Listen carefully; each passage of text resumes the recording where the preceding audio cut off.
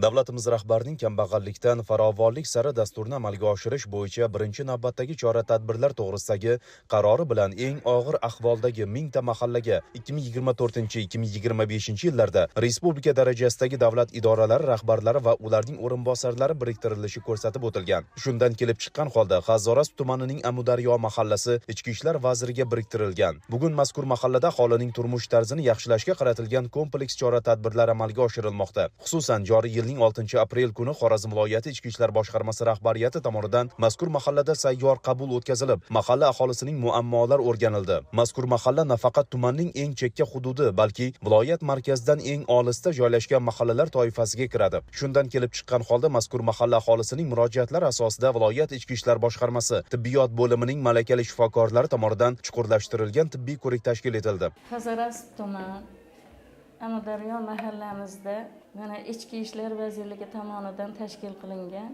sayyor tibbiy ko'rikda mana men ham qatnashib turibman. Biz pensionerlarning tuman markazidagi poliklinikalarga borishimiz qiyin. Shuning uchun shunday tibbiy ko'riklar tashkil qilinganligi biz uchun juda ham yaxshi bo'ldi.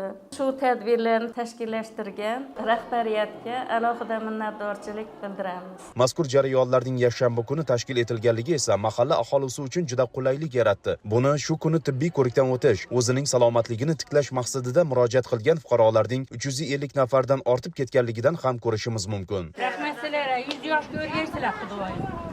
Elimizda, yurtimizda shuningni izzat hurmatli xalqimizni yaxshatadigan bo'lg'aysizlar balam. Hamma vrachlar bor.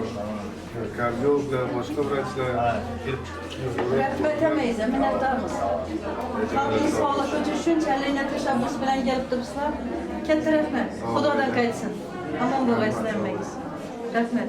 Bundan tashqari uy sharoitida davolanayotgan bemorlarga viloyat Ichki ishlar boshqarmasi tibbiyot bo'limi shifokorlari tomonidan bevosita bemorning uyiga borgan holda tibbiy yordam ko'rsatildi. Bu kabi chora-tadbirlarni viloyatning boshqa mahallalarida ham amalga oshirish belgilab olindi.